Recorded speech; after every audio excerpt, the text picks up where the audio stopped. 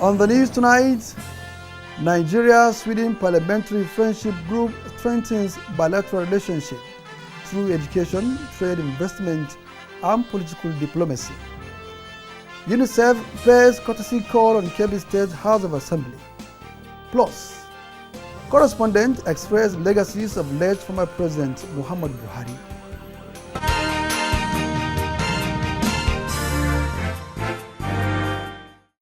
Good evening and welcome to NTA Parliamentary News. I am Muhammad Rabiu Ali. Nigeria needs a new citizens-driven constitution to meet the contemporary demands of the society. This resonated at a national summit on the future of Nigeria's constitutional democracy held in Abuja. Timothy Yusuf reports. However, for me, no constitution can be ever regarded as perfect. The National Summit on the Future of Nigeria's Constitutional Democracy is believed to be a landmark event aimed at reshaping the country's constitutional framework. It seeks to replace the existing 1999 constitution with a new and people-driven framework that reflects Nigeria's diversity, aspirations, and federal character. It is imperative that we persuade our leaders through reasoned argument, consensus building, and compelling evidence that Nigeria is in dire need of a new constitutional framework that reflects the aspirations and realities of all its citizens. Nigeria must function more effectively. Nigeria must work more efficiently and fairly for each and every one of its citizens. That's the spirit that has brought us here today.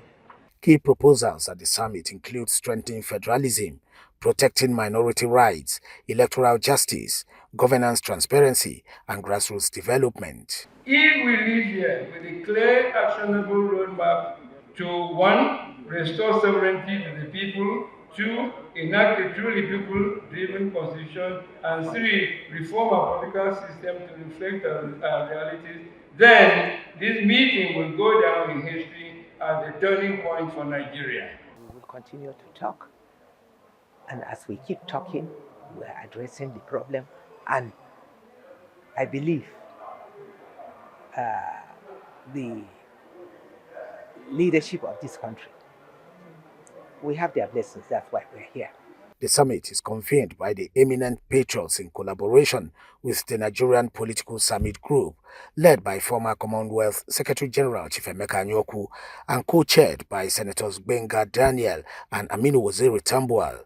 It features a diverse lineup of participants, including representatives from various organizations and industries. The draft legislative bill for a new constitution of Nigeria is expected to be presented to the Presidency and National Assembly. Timothy Yusuf, NTA News. Nigeria and Sweden Parliamentary Friendship Group is building on its past year's experience in furthering mutual relationship between the legislative arms of the two countries.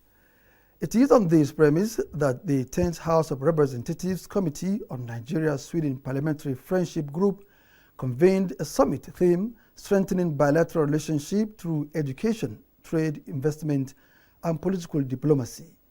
Let's join National Assembly correspondent Joshua Ogunjide for more. Being the first ever special side event of meeting exchange between Nigeria and Sweden, the summit is not just a diplomatic forum, but more of a launchpad for action. Launchpad for augmentation of continued bilateral relations in trade, economic cooperation, education, human capital development, agriculture, food security, health, energy, and tourism sectors.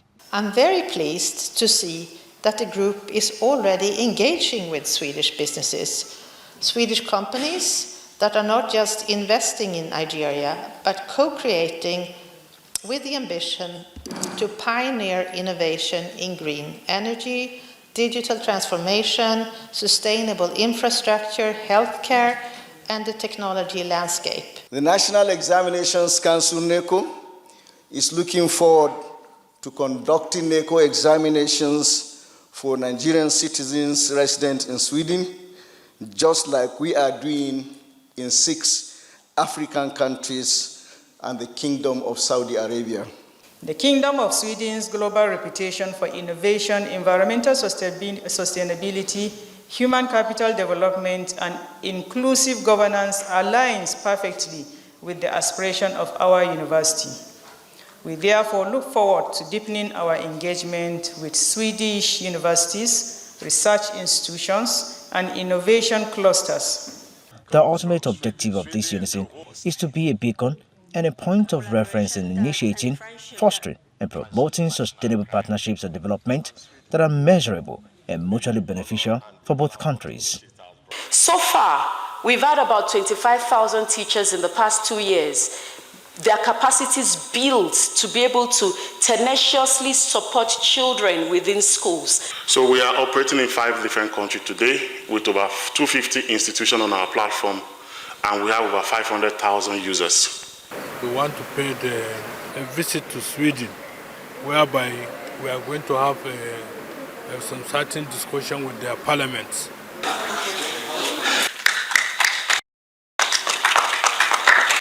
From the National Assembly, Joshua Abuja, NTA News.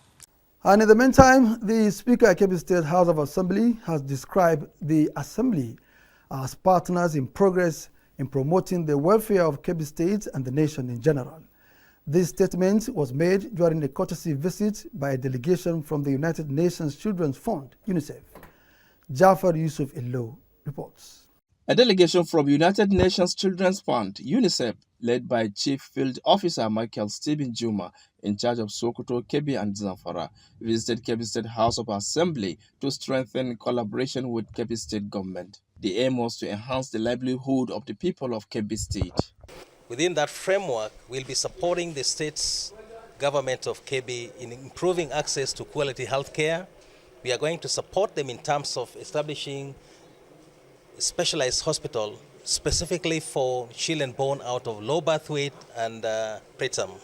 Secondly, access to quality education is one of the critical priorities for UNICEF in the state.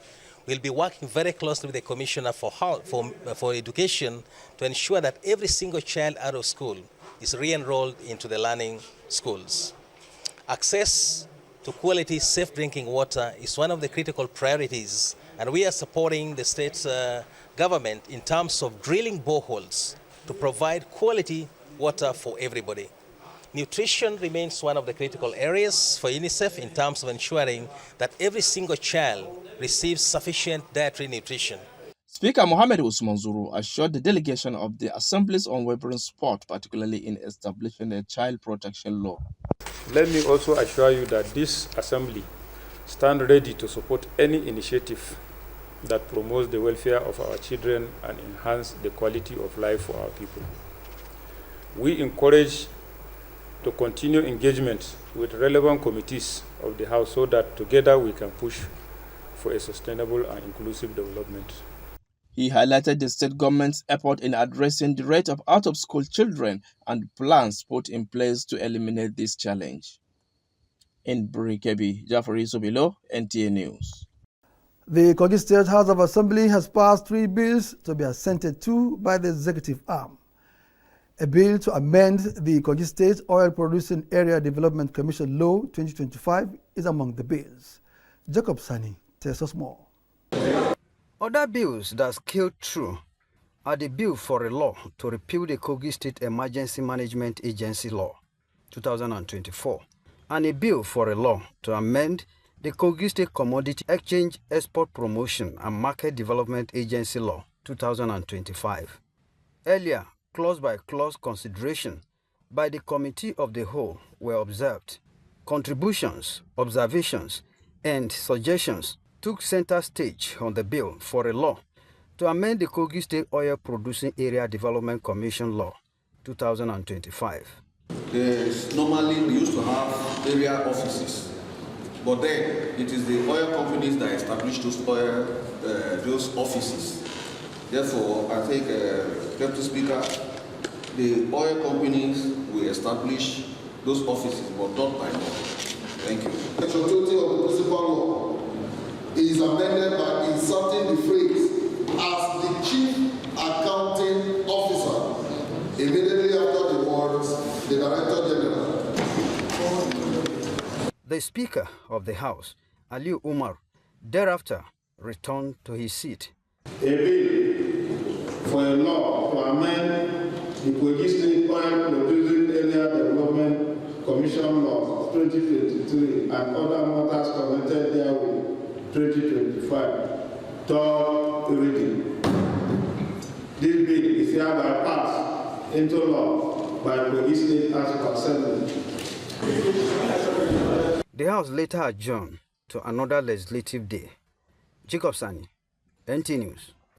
In another development, the Akwa Ibom State House of Assembly has passed a resolution calling the State Ministry of Transport to restrict heavy-duty trucks from parking on the roadside to prevent accidents. This is sequel to a motion brought before the House by a member representing Insit Ubiom State constituency. Sikak Okon reports. Member representing Surubium State constituency and the leader of the House, Sotobong Bob, is worried about the indiscriminate parking of heavy-duty trucks, trailers and tankers along the major roads corridors of the state. Let this honorable House resolve to mandate the Ministry of Transport to enforce parking regulations and restrictions to prevent these trucks from parking on the roadside and in hazardous locations. Provide designated paid parking lots through garages along these major road corridors for these heavy-duty trucks to guide against their parking on major roads and intersections. Some lawmakers say, aside from obstruction and destruction of the road, most accidents are caused by wrong parking of trucks, which is detrimental to other road users. We should call on respective local government chairmen to be attentive to their duty, set of task force. That is money waiting for local government to be made. Some areas of it, Uyo, the basic coast that around that belong to capital city, then we can also call Uyo capital city to do so. Because Uyo capital city have overriding authority by law in those areas. Most of these heavy trucks, especially those ones that are loaded, cause great problems because you find out that when they are packed for a long time, there is a strain on the road over time. The road will be, the structure of the road will be compromised and not be enough, So it's very important that this motion is being consideration. This motion is very timely, supporting the labor weight behind it, and encourage the Honorable House to take action according to prayers. The Speaker, Akwa Ibom State House of Assembly, Udemotong, speaks. The House called on the Ministry of Transport and Local Government Council to enforce parking regulations and restrictions to prevent this truck from parking on the roadside and in hazardous locations. Thank you very much. That's the wish of the House. Yes. Some of the roads most affected are Kalabaitu Road, up to Itam Junction, Idoro Road, Ikorokwikono Junction, Oron, Eket Ona, Ikorakpaden, Ikorobasi Roads, among others. Nsikang Okon, NTA News. Time now to pause for some messages. Parliamentary news continues after the break. Do stay with us. Are you looking for a short channel to make your business, goods and services go viral? Look no further, as NTA Parliament is your short channel. Take advantage of our wider reach and advertise your products and services on NTA Parliament DSTV channel 370, GoTV channel 126, StarTimes channel 306, and Free TV channel 706. For more inquiries, contact the Marketing Department, NTA Parliament, NTA Headquarters Area 11 Garki Abuja, or call these numbers 080-383-40464 or 080-770-78055. NTA Parliament, strengthening Nigeria's democracy. Welcome back. You're watching Parliamentary News, reaching you from the Federal Capital Territory, Abuja. Kindly follow the platforms on the screen for more updates. Moving on, the Ogun State House of Assembly is urging the executive arm to address deplorable roads for urgent attention across the state. This came at a matter of urgent public importance on a road linking 7 communities in Ejebo-Ode and Odobolu local government areas damaged by rainfall. Yemi Dalemo takes it from there. The Ogun State House of Assembly, while responding to a matter of urgent public importance brought by a member representing Odobolu State constituency on the deplorable condition of Itorin Sabo Ijebu-Ode Road, is urging the executive arm of government to rise up and address all roads infrastructure that is begging for government attention now that the rainy season are here. This is because some of the roads are being eroded and in fact the infrastructures are getting more decayed. The minority leader of the House, Lukman Adeleye, informed the House of the deplorable condition of Ososa Junction, Itorin Sabo Molude Road, which is a critical road connecting Odobolu and Ijebu local government, requiring an urgent government attention. Sabo Molude Road. This road joined the 2 local governments, Odobolu and Ijebu, together, and we have over 7 communities, cosmopolitan communities revolving around this road. Mr. Asuka, this road has totally damaged, collapsed, and as we speak, we almost lost some of our students. I want to call on the Commissioner for Works to please do something, not only in Ijebu or Ikamba, but in all our various constituencies. The Speaker of the House also urged members to carry out effective oversight on their constituency projects to ensure quality and standard from contractors handling the projects in line with the project's documentation. He appreciated Governor Dapo Abiodun for approving the constituency project fund, which he noted were paid directly to the contractors in all the state constituencies. The lawmakers were, however, emphatic while commending the government's efforts on infrastructural development across the state, urging the State Ministry of Works and Infrastructure to speed up action across the state. In Jos, the Plateau State House of Assembly is calling on the Ministry of Agriculture and Livestock Production to maintain proper procedures of animal slaughter in line with global best practices. This is aimed at ensuring proper procedures are followed as well as the quality of meat consumed by its citizens. Ruth Steven Hogg reports. Worried by the unwholesome procedures meat are handled in the state, the lawmaker representing Langtan North Central, Daniel Nambolistic and Abdul Yanga of Mangu North constituency, in a motion, called on the state government to direct the Ministry of Agriculture, Livestock Health and Information to carry out regular inspection at the abattoir to ensure healthy animals are slaughtered for human consumption. We spend money, they are our constituents. If you look at it, turning around, we are the people that still spend this money to ensure that they are healthy.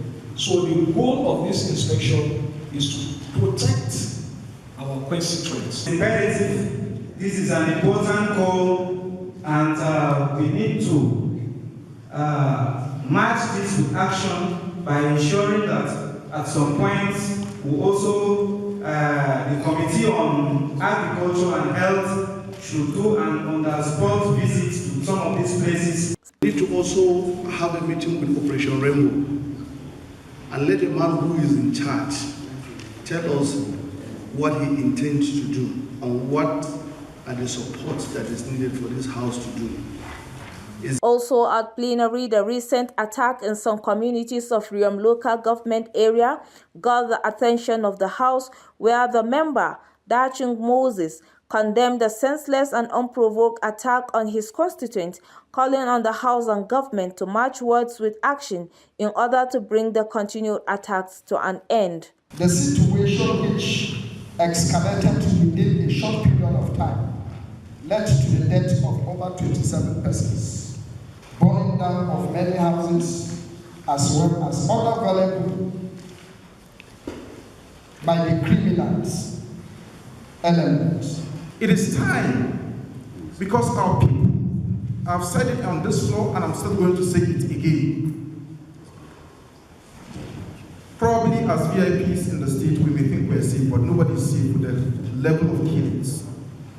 it will get to a level that to even come to this office, to come for a sitting like this is going to be difficult because of the insecurity. In a new development, the Speaker, Nalong Daniel, has appointed Philip Eplong as his press secretary alongside others to serve in his office. Also announced was the immediate past Speaker, Gabriel Dewan, as minority leader, while Daniel Lipstick to serve as deputy minority. Similarly, the Speaker also constituted House Standing Committee chairmen, respectively. In Jos, Ruth Stephen Hockey, NTA News. The legacies of former President Muhammadu Buhari include assent to key legislations that enhance federalism, political inclusion, and economic growth. National Assembly correspondent Michaire Iben reports that restoration of the January to December budgetary cycle is also credited to the Buhari administration. The 8-year presidency of Muhammadu Buhari fostered a constructive relationship with the National Assembly, leading to significant legislative reforms and constitution amendments that promote federalism, such as the Electricity Act 2023, which allows states to generate, transmit, and distribute electricity within areas covered by the national grid. Landmark legislations during his presidency include assent to the Petroleum Industry Act 2021 after almost 2 decades of being in the works, the Electoral Act 2022, and the Nigeria Customs Service Act 2023 with far-reaching reforms. In this act, provision in section 7(6), President shall appoint a career officer not below the rank of Assistant Controller General of Customs to be the Controller General of Nigeria Customs Service.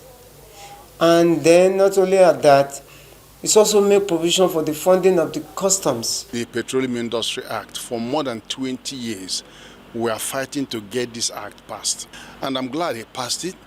And then I'm glad President Tinubu is religiously implementing it with courage, political courage. The effect and impact was overwhelming, and today we have competitive outlets that are competing to give Nigerians the fuel they deserve.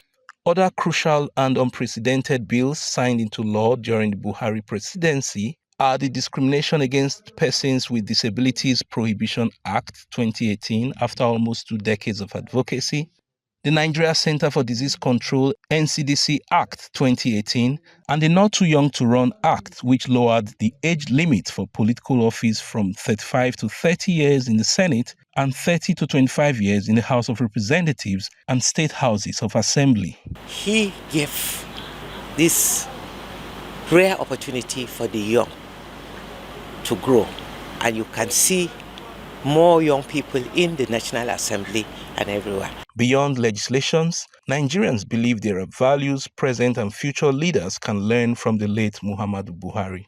His simplicity. We should be simple as leaders. We should not see this word that we are carrying into heaven. The level of wealth accumulation should be minimal. To honor Buhari's legacy and service to the nation, plenary is suspended by the National Assembly until Tuesday, 22nd July 2025. Mitaire Ikben, NTA News. Meanwhile, the Sokoto State House of Assembly has conducted a special adjournment session to pay tribute to the late former President Muhammadu Buhari. The special prayer was led by the Chairman House Committee on Religious Affairs alongside other members of the Assembly. Shehu Yusuf Anka has more. The Sokoto State House of Assembly has extended heartfelt condolence to the people of Nigeria over the passing of former President General Muhammadu Buhari, who died in London for prolonged illness. A special prayer session was led by the Chairman, House Committee on Religious Affairs, Abubakar Shehu Shamaki, joined by fellow lawmakers seeking Allah's mercy and praying for the deceased to be granted Al-Jannah Firdaus. Members of the Assembly described the late president as patriotic leader, a role model, and a man who had the nation's best interests at heart until his last breath. They also referred to him as a true democrat who led by example. And as you can see, all the members have unanimously agreed to that. And we are going for just 2 days mourning period until next week. Tuesday, the 22nd of July 2025, inshallah. The special prayers and enjoyment were officially announced by the Speaker, Tukurbola Bodenga, following the death proceedings. From Zokto State House of Assembly, Sheikh Yusuf Anka, NTA News. In the same vein, Kano State's House of Assembly has held a valedictory session for the immediate past president of the country, late Muhammadu Buhari, to ponder on his life and times as well as his selfless service to the nation, describing his legacy as a lesson for future leaders. Samira Hamisu Shura reports that the House has also suspended plenary session for this week to mourn the late leader. It was a moment of sober reflection by the lawmakers, describing late President Muhammadu Buhari as a man of unquestionable honesty and integrity, who served the nation as a military leader and democratically elected president. Like the General Assembly, we extend our deepest condolences to his family, Kaduna State government, and President Tinubu and Nigeria as large. May Allah subhanahu wa ta'ala forgive him and reward his efforts while serving this nation. Each of the lawmakers was given a chance to say a tribute about late President Muhammadu Buhari, describing him as a nationalist who believed in unity and sovereignty of the country. He has served this country at various positions, from state government, the military era, Minister of Petroleum, then Chairman of EGL, President, and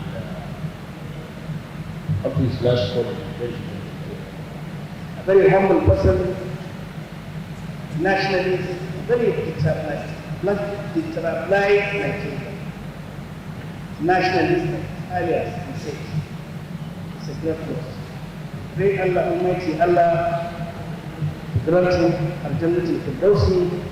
Wickedness, rebellion, and tenacity in politics. This is somebody that has come very late in his age to join the politics. But the age doesn't deter him from pursuing what he believes is right. And pray for the repose of his soul, and may Allah grant him eternal rest. A minute silence was also observed. The House has suspended plenary for a week to mourn late President Muhammadu Buhari. From the Kano State House of Assembly, Samira Hamisu Shira. And this is where we call it a day on parliamentary news for this evening. For more updates, kindly follow NTA Parliament on the platform showing on your screen. Thanks for watching. Good evening.